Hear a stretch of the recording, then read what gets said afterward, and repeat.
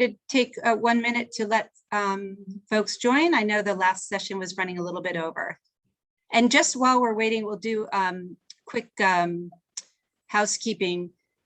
Because we're using this very sophisticated platform, you're watching a live stream through Zoom, but our guests, our attendees, all of you in the audience are encouraged to use the Whova chat and Q&A off to the side on your right-hand side. Feel free to post that in there. One of our board members, Nelson, is in there as well. He's going to keep the chat alive. And we will take it from there. John will speak for a few minutes, and then we'll take some Q&A at the end. So I believe, again, that the last session's running over, but we will get you quickly going. I see more and more people joining now. All right, well, rather than wait, because we have a full schedule this evening, I'm Julie O'Brien. For those of you who don't know me, I'm the Executive Director of LookUp. It gives me an incredible honor to introduce somebody that I have known for a few years, and it's been great to see and learn from him through my journey of working with youth as well. John Della Volpe is he is who the Washington Post refers to as one of the world's leading authorities on global sentiment, opinion, and influence, especially among youth in the age of the digital and social media.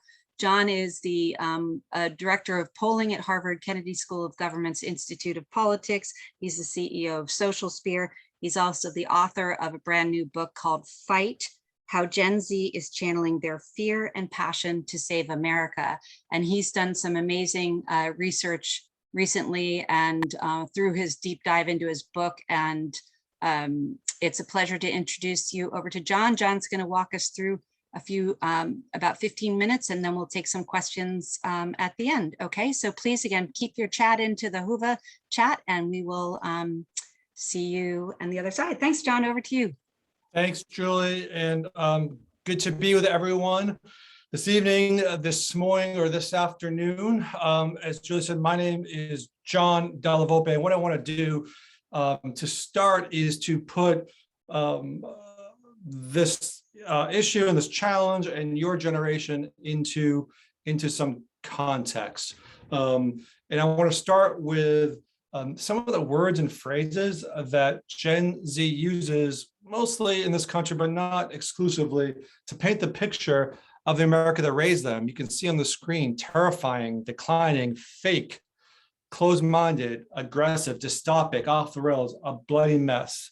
So we're talking, in the United States anyway, about a generation that has, we call it sometimes Gen Z, post-millennials, about 70 million young Americans born in the mid-1990s to the early 2010s or so. I think of the generation somewhere between folks in 12 and 13 years old and in middle school through their mid-20s. And like previous generations that came before, the problems, the dangers, and the uncertainties of the world, they've had those challenges. But unlike those in previous generations, they've had few of the glories and hopes that define our kind of collective promise. To give you some sense of the other generations at play, those folks you're interacting with, just remember that the baby boomers, the largest generation in America's history, saw President Kennedy and his brother Senator Kennedy and Martin Luther King assassinated, cities crumbled, and the country was torn apart because of Vietnam. But baby boomers, especially white baby boomers, saw their incomes rise also, enjoyed the highest standard of living the world has ever known, the American middle class. And with it came Beatlemania, Woodstock, the moon landing, civil rights movement, and disco. All good things in the eyes of boomers. They had trauma, but they also had some upside. Gen X, my generation, America's middle child, we remember Americans as hostages in 1980. We suffered from AIDS, or the fear of AIDS, the Iran-Contra affair, Reagan's betrayal of government. He said that government was the problem, didn't solve problems, and the Challenger disaster and riots in Los Angeles. But many of us were also there for the Miracle on Ice in 1980, MTV, the PC Revolution, the fall of the Berlin Wall. And for a lot of Gen Xers, especially, again, white suburbanites, we were able to increase opportunity and build some wealth. Millennials in their formative years saw Clinton impeached, the Columbine shootings, Timothy McVeigh blew up a federal building in Oklahoma City. They saw the first Gulf War and Kurt Cobain's suicide, right? But millennials also were the first to use iTunes. They were part of Facebook before they turned against it. And in 2008, they were the spark that brought Barack Obama to the rest of us. So let's compare that now to your generation, Generation Z or Zoomers. When the oldest Zoomers were in preschool, George Bush won the presidency by less than 1,000 votes. He claimed to fraud and suppression. Within a year, 9/11 happened. And then there ensued a march to war in search of weapons of mass destruction that never existed. Young Zoomers were also the first to really experience Hurricane Katrina and the biggest in the beginning of this long war in America that has recently been wrapped up. Next, the financial crisis, 2008, the housing crisis and bailouts for those on Wall Street, but not on Main Streets. On top of this, Gen Z enjoyed the opioid epidemic. They witnessed the militarization of police, national boards, explosion of white nationalism, increasingly frequent mass shootings. The accelerating and genuine threat of climate change and a global pandemic and lockdown with yet unknown impact on your generation's mental health and education. And by 2017, researchers had already reported the rates of depression, rates of anxiety, especially among young people, were the highest point in our history. You can see from this chart here that at this moment, by the way, at this moment, nearly half of America, of Gen Z in this country, and I think it's the same at least in Western Europe, are suffering from depressive symptoms requiring professional treatment. The chronic stress from worrying about school, future education, employment, obviously gun violence, income insecurity, concerns about relationships, specifically around social media, has weighed down your generation just as you're beginning to fly. And what this chart indicates is essentially the doubling of the suicide rate in the US over the last several years. From the 2000 to 2008, it was relatively stable. Now you can see the significant spike over the last 5 or 6 years. In every single state in America, this is not an urban problem or suburban problem or rural problem. In every single state in America, we see significant increases in suicide among young Americans. When I go to spend time in town meetings and conversations and focus groups and other more less formal settings, it's not uncommon at all for me to hear words like this from a young high schooler. A lot of people have different mental problems and stuff like that, and depression is a common one. Others have PTSD, and when it triggers, it turns into a whole different problem that's caused a lot of suicides. It's just bad, really. And that's why when I ask young people if they could do anything to improve education in this country, more often than not, they say, give us access to more psychiatrists, psychologists, and folks to help us with our mental health. We can see here through the polling that I've done at Harvard that, when we do this poll every several months, we can see here that 53% of all Zoomers say they had little interest or pleasure in doing things in the last 2 weeks. 51% felt down, depressed, or hopeless. 28% of Zoomers in this country feel like they'd have had thoughts several times the last couple of weeks that they might be better off dead or harming themselves in some significant way. And what this chart indicates is those numbers, and how there is no group, whether you're a college student or not a college student, white, Black, Hispanic, Asian, Democrat, Republican, Independent, it does not matter. About 28% of this generation has had those kinds of thoughts within the last 2 weeks. So Zoomers are twice as likely as Americans over 30 to be afflicted by mental health challenges like these. And as we know, the healthcare system in the US and other parts of the world is just not able to keep up with the demand. Gen Z, when I'm able to talk to them in focus groups, they say their American dream isn't to own a house or raise a family with an eye toward living better off than their parents. Their definition of the American dream is getting an education without 4 or 5, sometimes 6-figure debt. Find an apartment, finding a job, an apartment, a place to live without hunting over the internet to find roommates. And they tell me if there's room to spare, to save a little bit for therapy. Now, I give a lot of these talks, and people, I get sometimes a little bit nervous about showing political figures. But I do think we need to talk about politics if we're dealing with mental health and social media. It's a very, very important thing. And especially now, because we just finished a presidential campaign, and every 4 years, like the Olympics, we have these events that the whole world turns into. And especially for your generation, especially for younger people, those people in teenage years or 18, these are how their values are developed, and oftentimes take shape their lifetime moving forward. So when these issues about climate or immigration or the how to improve education or solve systemic racism, these are the issues that young people are thinking about for the first time, and then developing values in a framework for trying to solve them moving forward. So it's important that we talk about that. And whether you like him or not, it's impossible to overestimate the influence that Donald Trump and politics around the world has had on the mental health of this generation. Transformational leaders have this effect for good and for evil. They serve as orienting points or touchstones for generations, allowing for ideas and movements to coalesce around a coherent vocabulary and goal. The Germany of the late 20s and 30s saw the indoctrination of Hitler youth. JFK inspired a generation of service in the 60s. Reagan created a contemporary conservatism that's attractive to baby boomers and Gen Xers to this day. And Obama held sway over millennials in the 2000s. So Trump, had his work cut out for him if he was going to try to heal the nation, lift our sights, and heal our division, which is what he's promised. But young people, specifically in the relationship with social media over the last 4 or 5 years, have been asking for something more.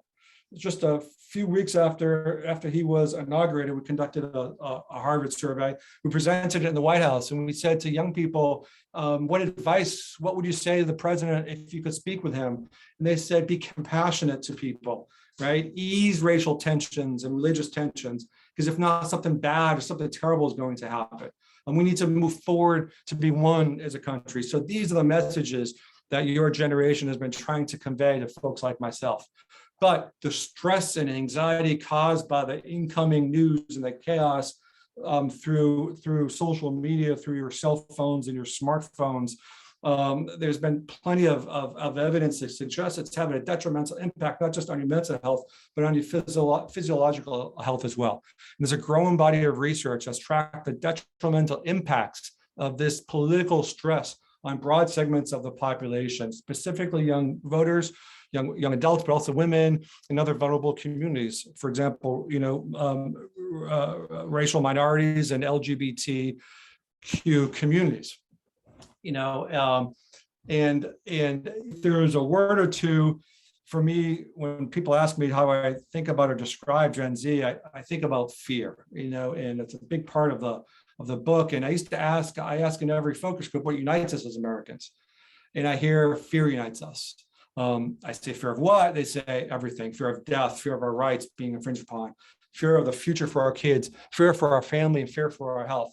This is something that is changed dramatically over the last 5 years since we've transitioned from millennials to Gen Z. When I would ask the same question of millennials, things weren't great, but they still saw some opportunity. This is something that really kind of inspired this additional level of my interest in this work. I'll never forget a conversation that a young woman named Kate said to me in Cleveland. She said, when I ask her, what don't people like me understand about your generation? She'll say, an older generation like you doesn't understand walking into a classroom and thinking how easy it would be for someone to shoot it up. The way you think about taxes or bills, that's the way we think about living or dying. That's bad news. There's a lot of trauma there, and that's hard to really process, frankly, because there's been so much thrown at your generation that you've had to deal with, most of it coming through, the cell phone and smartphone things that other generations have never had to deal with.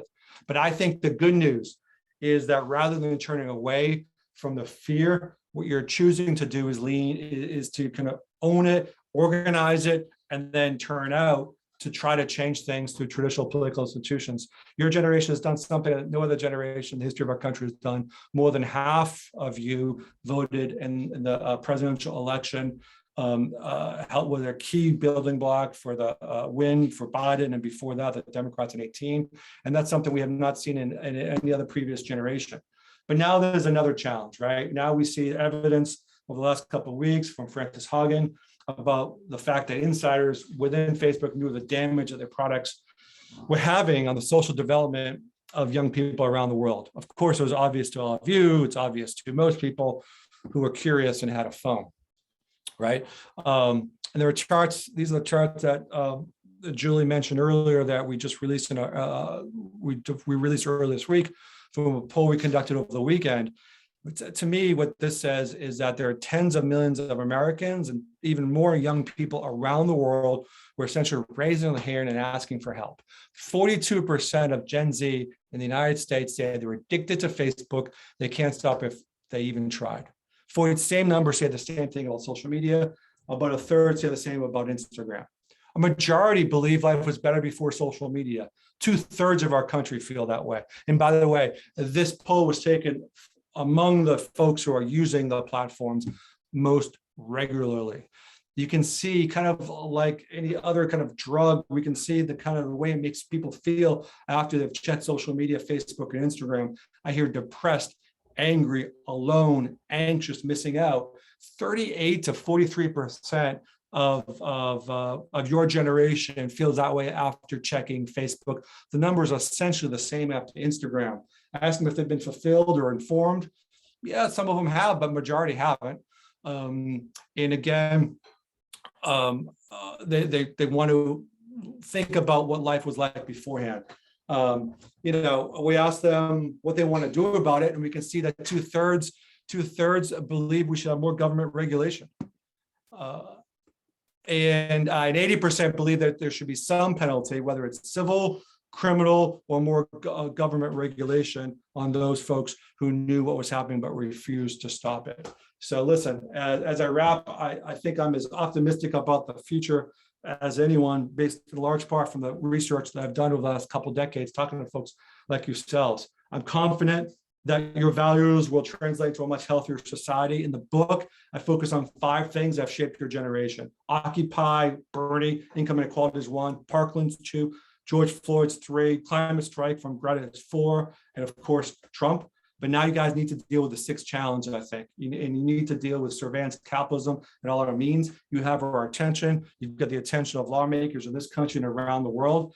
I'm thankful for everything you've done to solve the challenges that we've left at your doorsteps, sadly. And I hope you appreciate how much we acknowledge that, and will help you to channel this fear and this passion to really help solve these challenges, make your communities and your countries better.